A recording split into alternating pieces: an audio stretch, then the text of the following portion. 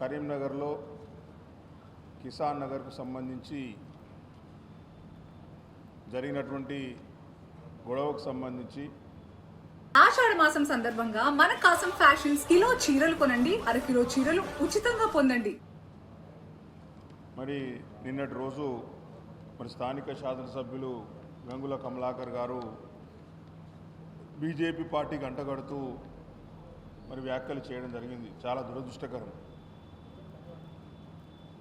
మరి కిసాన్ నగర్లో కార్పొరేటర్ సోమిడి వేణుప్రసాద్పై గత 15-20 రోజుల కిందనే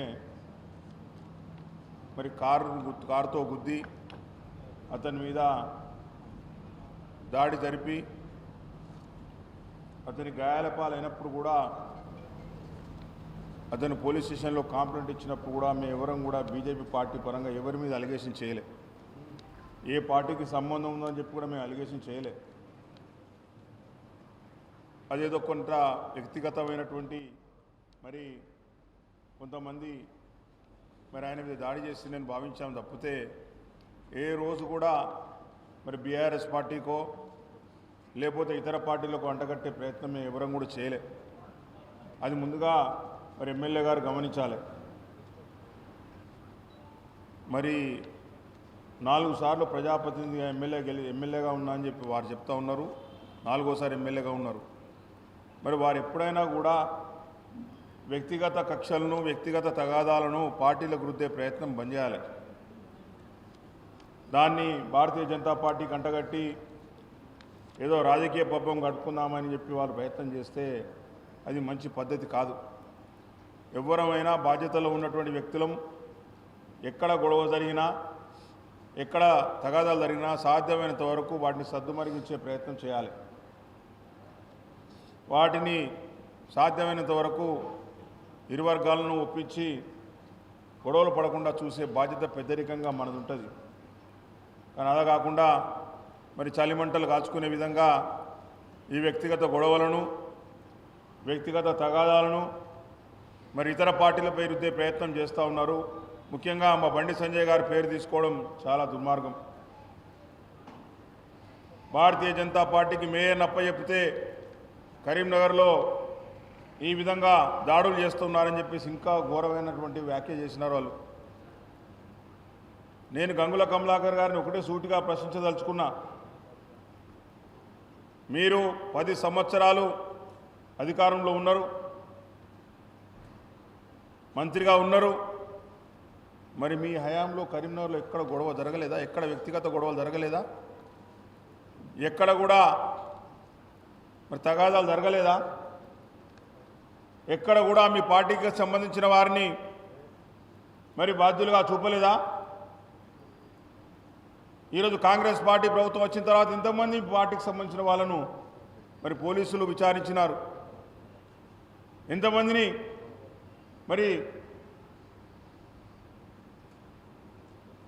వివిధ రకాలుగా పోలీసులు విచారించి చర్యలు తీసుకునే విషయం మీకు తెలియదా?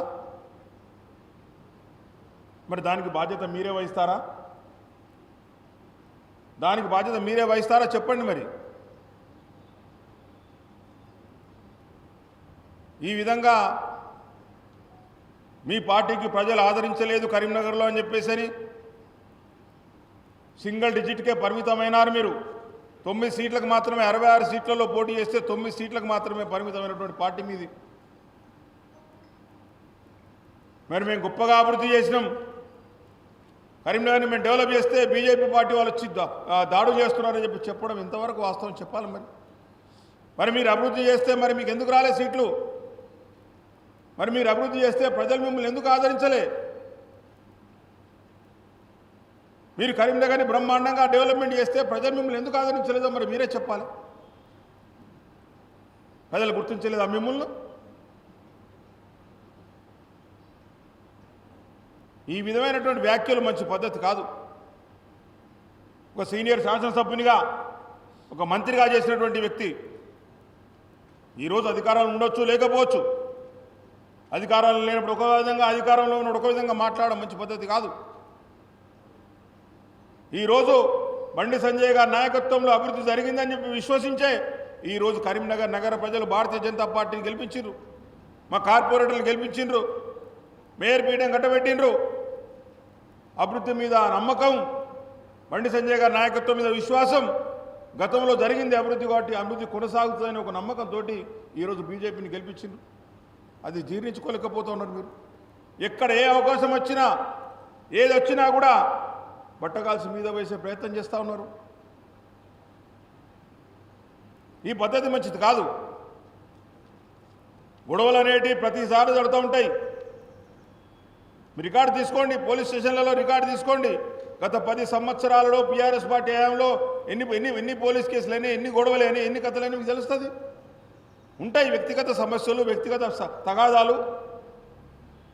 వాటికి సంబంధించి కార్పొరేటర్లను బదనాం చేసే ప్రయత్నం చేయడం, బీజేపీ పార్టీని బదనాం చేసే ప్రయత్నం చేయడం, ఈ తరహా పద్ధతి మంచిది కాదని చెప్పి నేను గంగుల కమలాకర్ గారు చెప్తా ఉన్నా. అభివృద్ధి చేస్తాం మేము, అభివృద్ధి మా ఎజెండా, దాడుల సంస్కృతి కాదు.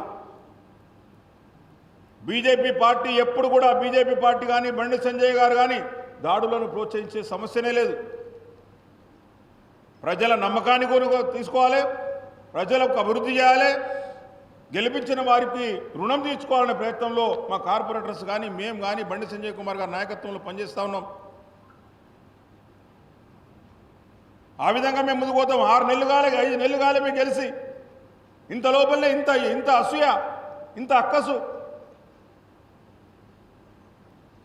ఎందుకో మీరు అర్థం కావడం లేదు.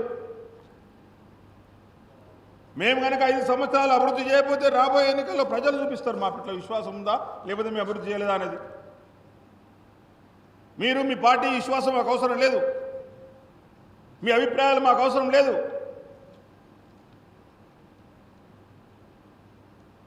ఎప్పటికైనా కూడా ప్రజల నమ్మకం ఉన్నవాళ్ళు, ప్రజల విశ్వాసం ఉన్నవాళ్ళు ప్రజలతో ఇప్పుడు ఎన్నుకోబడతారు. మా పార్టీ నాయకులు మొన్నటి ఎన్నికల్లో మా బండి సంజయ్ గారి నాయకత్వంలో గత 7-6 సంవత్సరాల్లో జరిగిన అభివృద్ధిని విశ్వసించిండ్రు. భారతీయ జనతా పార్టీ కార్పొరేటర్ ద్వారా అభివృద్ధి జరుగుతుందని చెప్పి ఒక నమ్మకం ఏర్పడ్డది. దానికి ఫలితమే మొన్న జరిగినటువంటి ఎన్నికలు, మొన్న జరిగినటువంటి విజయాలు. ఇది గమనించుకోవాలి గంగుల కమలాకర్ గారు. మేము కూడా అనొచ్చు, మీ హయాంలో జరిగిన ప్రతి కేసుకు మీరే బాధ్యులు అనొచ్చు, కానీ పద్ధతి కాదు.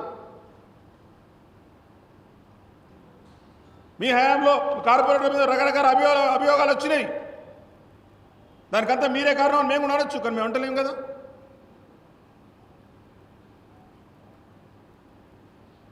రకరకాల పోలీస్ కేసులలో రకరకాల మంది కార్పొరేటర్గా పనిచేసిన వాళ్ళు రకరకాల వ్యక్తులు పోయినరు. మేము అంటున్నామా, మేము అన్నామా దానికి మీరే బాధ్యులని? ఇది మంచి పద్ధతి కాదు. గంగుల కమలాకర్ గారు, మీరు ఒక సీనియర్ శాసనసభ్యులు. రాజకీయాల్లో గెలుపులు ఓటములు సహజం. గెలిచినప్పుడంతా మనమే గొప్ప అని చెప్పుకొని ఓడిపోయినప్పుడు మాత్రం ఇంకొకరిని క్రిటిసైజ్ చేసే ప్రయత్నం చేయడం, గెలిచిన వాళ్ళు విమర్శించే ప్రయత్నం చేయడం. మా కార్పొరేటర్ 4-5 నెలలుగానే గెలిచి ఇంతలోనే ఇన్ని రకాలుగా మాట్లాడుతూ ఉన్నారు మీరు. ఇది 3వ 2వ మాట్లాడడం. ఎక్కడ కూడా బీజేపీ కార్పొరేటర్లు అభివృద్ధి మీద దాశ పెట్టినారు. కరీంనగర్ నగర ప్రజలు రుణం తీసుకోవాలని ప్రయత్నం చేస్తూ ఉన్నారు. దాని తగ్గట్టుగా ప్రణాళికలు చేసుకుంటా ఉన్నాం, దాని తగ్గట్టుగా అభివృద్ధి కార్యక్రమాలకు దృష్టి పెట్టాం. యూసీఎఫ్ నిధులు వస్తే ఏ విధంగా వాడుకోవాలి, యూఐడిఎఫ్ నిధులు వస్తే ఏ విధంగా వాడుకోవాలి, మున్సిపల్లో ఉన్న నిధులను బట్టి ఏ విధంగా వాడుకోవాలి, ఏ విధంగా ప్రజలకు సేవ చేయాలి, ఇంకా రాష్ట్ర ప్రభుత్వం నుంచి కానీ కేంద్ర ప్రభుత్వం నుంచి ఏ విధంగా నిధులు తెచ్చుకోవాలి, ఏ విధంగా అభివృద్ధి చేయాలన్న ఆలోచనతో మేము ఉన్నాం తప్పితే ఈ విధంగా దాడుల గురించి కానీ దేని గురించి కానీ ఆలోచించే తీరిక కానీ ఆలోచన కానీ మాకు లేదు. మీరు కూడా ప్రతిదానికి ఓవర్గా రియాక్ట్ అయ్యి ప్రజలు బీజేపీని ఎట్లా గెలిపించిరా అని ప్రజల మీద ఉన్న కోపంతో మా మీద మాట్లాడడం మంచి పద్ధతి కాదని చెప్పి ఈ సందర్భంగా తెలియజేస్తా ఉన్నాం.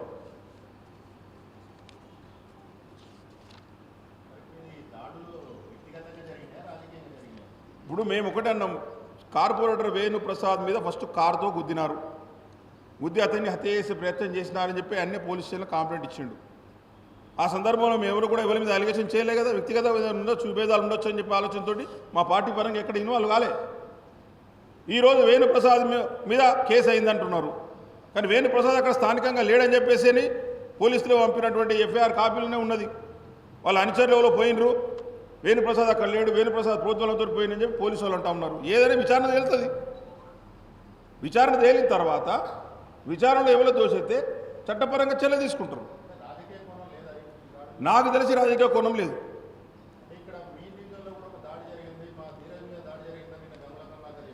మా డివిజన్లో జరగలేదు, రోడ్డు మీద హోటల్ దగ్గర జరిగింది. రోడ్డు మీద హోటల్ దగ్గర ఆ దాడి మీరు చెప్పిన పేరు అతను మావాడ కాదు, కొట్టినోళ్ళు ఏ వాడలో కాదు తెలియదు. అది వ్యక్తిగతంగా గత 15 రోజులకి వెళ్ళి వాళ్ళ మధ్యలో ఘర్షణ జరుగుతూనే టెలిఫోన్ కన్వర్సేషన్స్ ఉన్నాయి, టెలిఫోన్ డిస్కషన్స్ ఉన్నాయి, అవన్నీ ఉన్నాయి. మాకు దాడి జరిగిన తర్వాత తెలిసింది. అంటే వ్యక్తిగతంగా కరీంనగర్లో ఎక్కడేం జరుగుతుందని ఎవరికి తెలియదు. వ్యక్తిగతంగా ఎవరితో తగాదా పడతా ఉన్నారు, ఎవరెవరితో గొడవ పడతా ఉన్నారు, ఎవరికి ఏ సమస్య ఉందని మాకు ఎట్లా తెలుస్తుంది?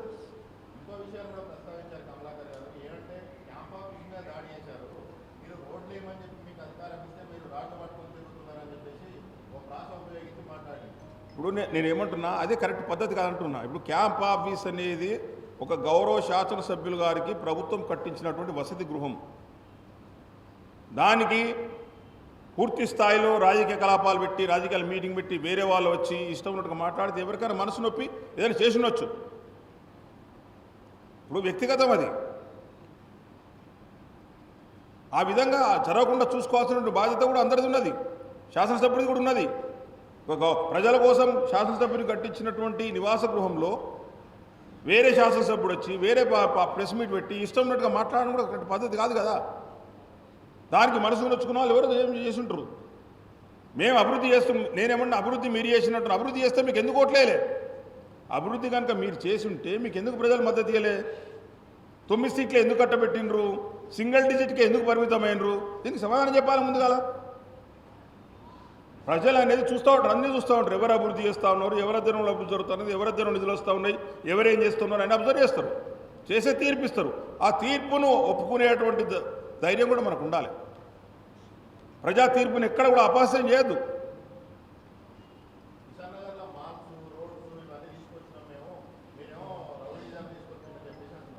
కిసాన్ నగర్లో మాల్ తీసుకొచ్చు కాదు, కరీంనగర్లో చాలా మాల్స్ వచ్చినాయి. కరీంనగర్లో చాలా మాల్స్ వచ్చినాయి. ఒక కిసాన్ నగర్లో రాలే, చాలా జాగాలు మాల్స్ వచ్చినాయి. కరీంనగర్ అభివృద్ధి చెందింది కాబట్టి మాల్స్ వచ్చినాయి. రోడ్లు ఎక్కడికి వెళ్ళి వచ్చినాయి? స్మార్ట్ సిటీ రోడ్ వచ్చినాయి. స్మార్ట్ సిటీ అంటే మళ్ళీ మొత్తం చరిత్ర చెప్పాల్సి వస్తుంది.